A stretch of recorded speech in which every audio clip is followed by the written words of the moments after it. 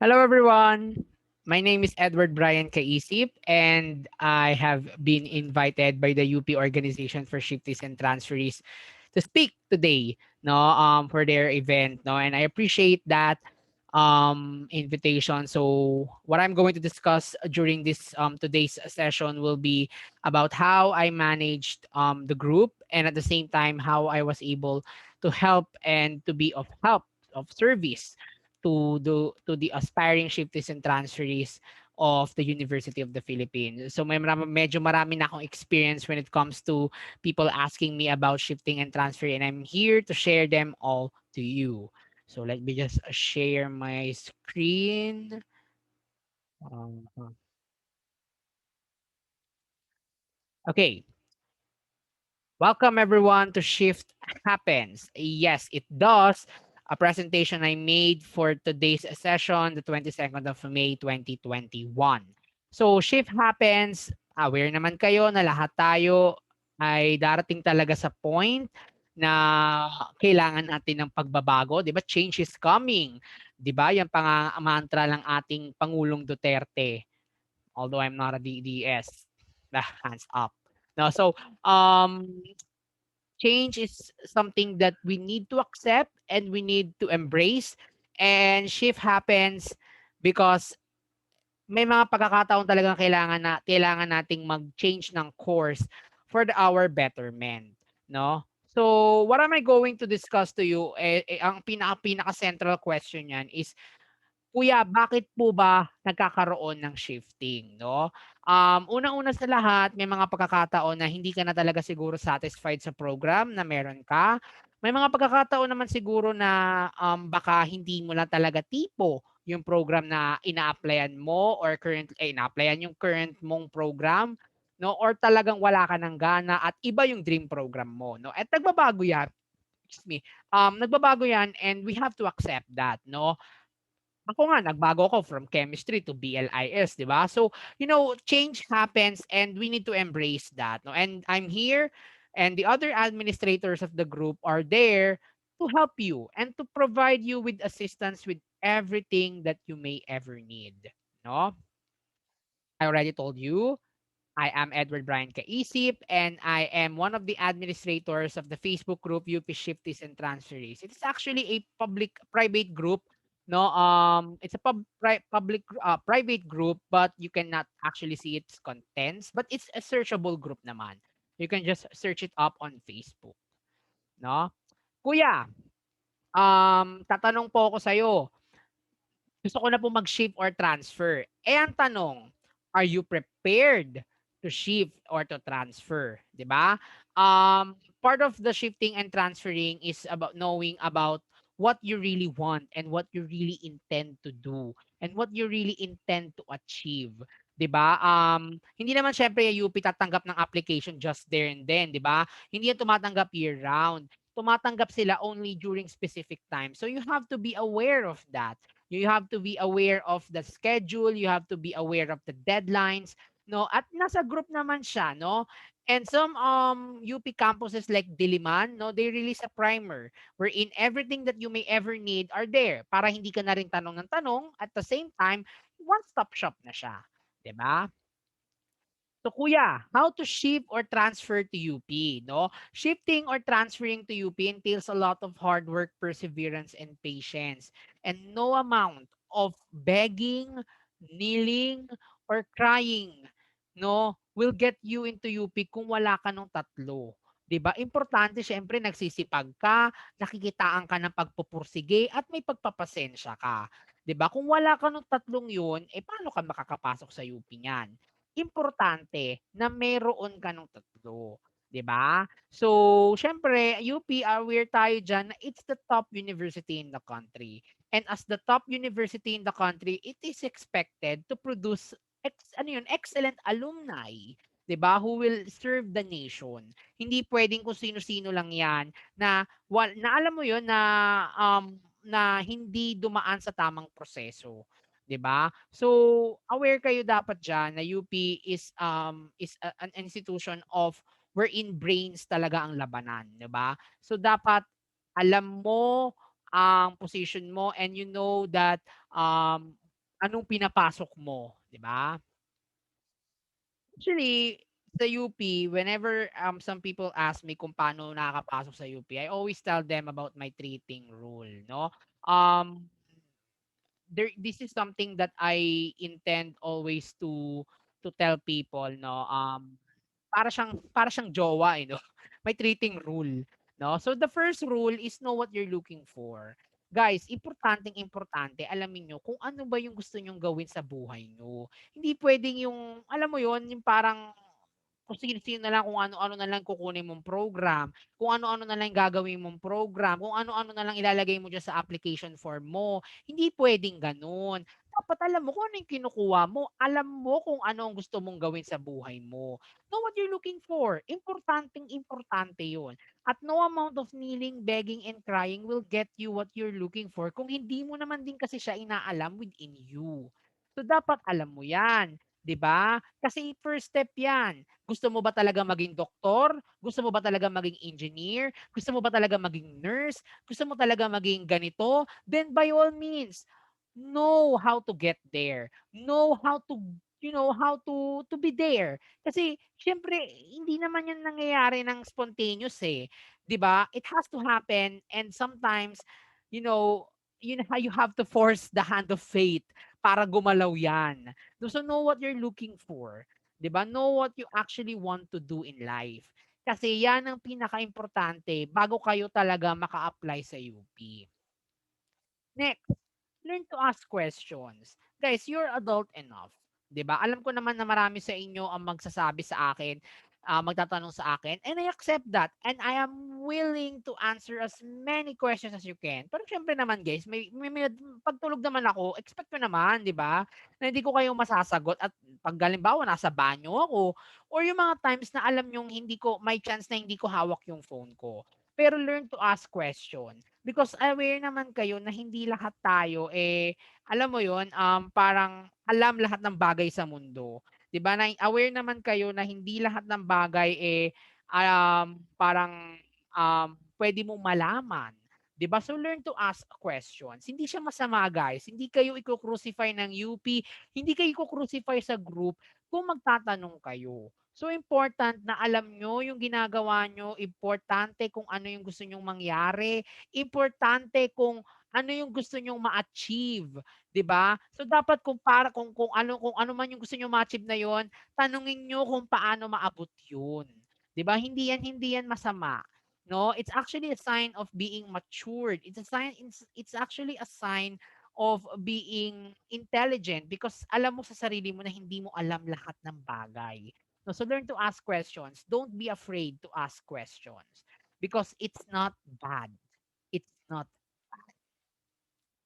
Third rule, get your requirements on time, no? So UP is very very strict with it when it comes to deadlines. And aware naman kayo na ang deadlines are deadlines. They are not put there para maging, display. They're actually there because of a purpose. And that purpose actually is something that dapat aware kayo kung ano yung deadline na yan. Halimbawa, sinabi ng UP na July 1, then July 1, office time pa yan. Hindi yan yung 12 midnight, 11:59:59. 'Di ba? Office time lang po yan. So, dapat aware ka na ang schedule niya ay office time at aware ka na ganitong date siya isasubmit para wala kang problema at para makapaghanda ka rin ng mga requirements mo. Hindi pwedeng yung prepare mo lang 1 week before the deadline. Kaya binibigay nila yan months before para aware ka, para hindi ka mahihirapang mag-adjust at maghanap ng mga requirements mo. 'Di ba? So ito yung mga tips and tricks that I would like to share with you pala. So UP is strict, no? No amount of kneeling, begging, or crying will get you a slot to UP. No, make sure na alam niyo yung requirements na gusto nyong na meron hinihingi yung program. So halimbawa, sinabi ng UP 2.0 ang GWA requirement nila, 2.05 ka, magtatanong ka pa ba sa akin kung makakapasok ka? Siyempre alam mo na yung sagot doon. UP is very strict with deadlines and you must acknowledge that fact. You must acknowledge that UP is very strict when it comes to deadlines. It's apart from the deadlines, it's also strict with the grade requirements. It's strict with the other requirements. Kung may unit requirements yan, very, very strict ang UP dyan. So please, guys, know first kung ano yung requirements, check it against your current requirements. Check it against your current credentials. Can you make it? If you can, then go by all means. If you can't, then find another program. Find another, another degree program that can admit you with the requirements that you have. Ganun lang siya kasimple. Okay? So, importante alam nyo kung ano yung requirements bago kayo gumalaw, bago kayo umandar sa inyong application, bago nyo paandarin yung application process. Okay? So, next, patience is real. Huwag nating minamadali ang OURs at departments at colleges when it comes to results of your applications. Hindi yan yung basta-basta na lang ilalabas ng department or colleges ng ganun-ganun lang. It takes time.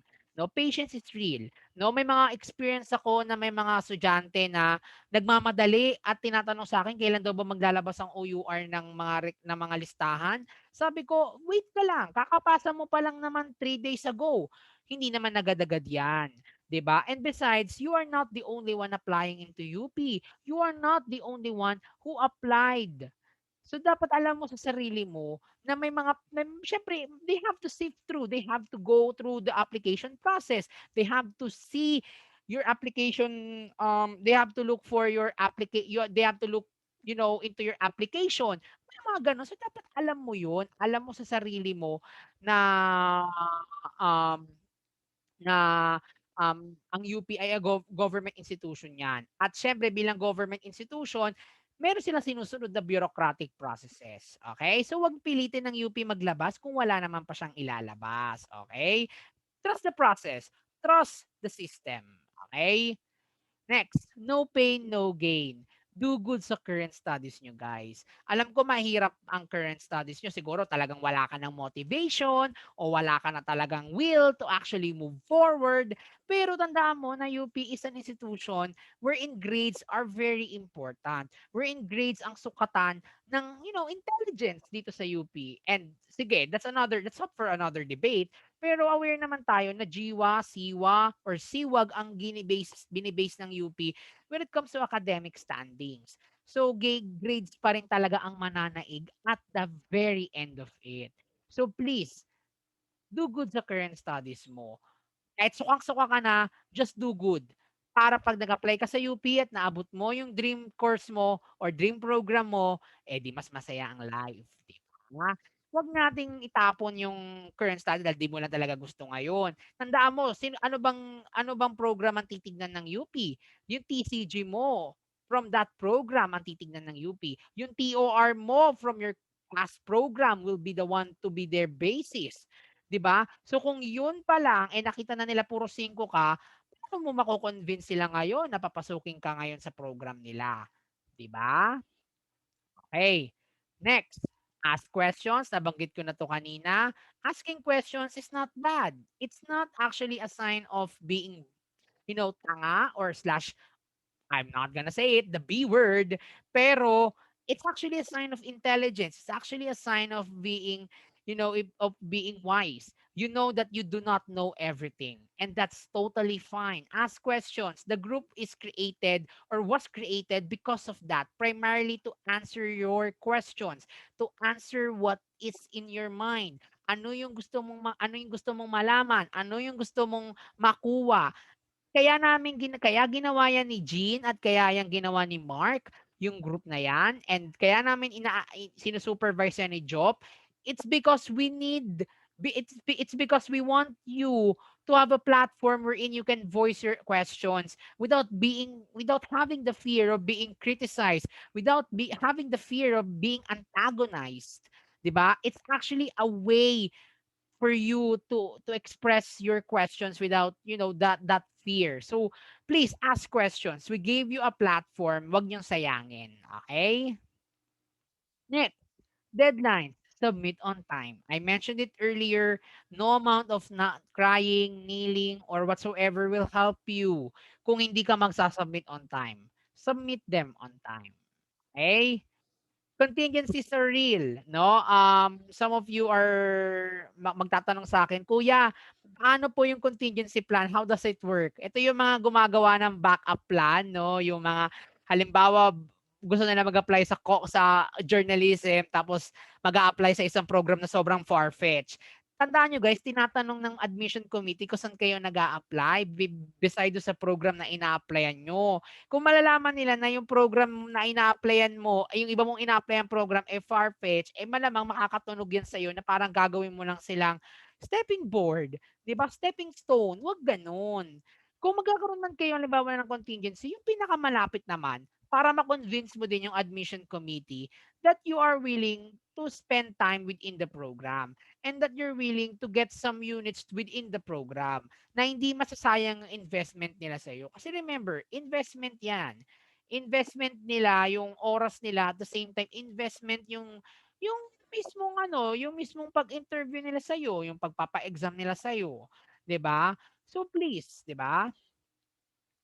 Next, maximize going digital. We are in a pandemic.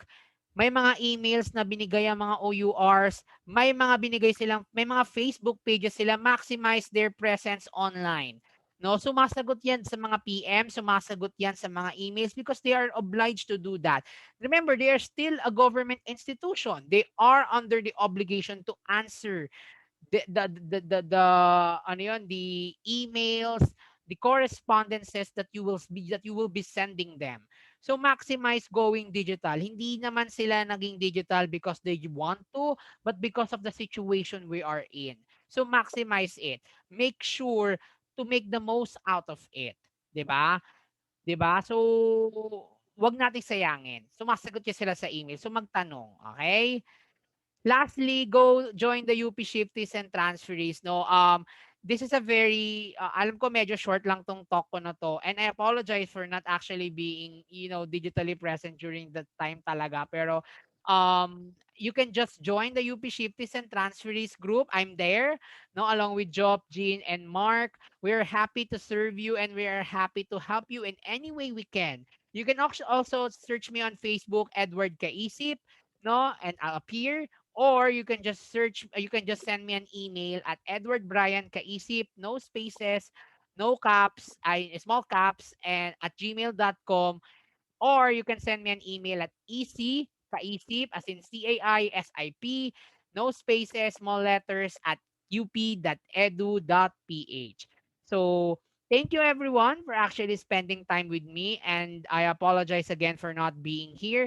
And I thank again the UP organization for Shifties and Transferees for giving me this platform and for providing me a voice to be here. So once again, I believe I'm Edward Brian Kaisip and good luck. And I wish you the best in whatever endeavor you will be undergoing and you will be undertaking. So, mabuhay and padayon. See you in UP!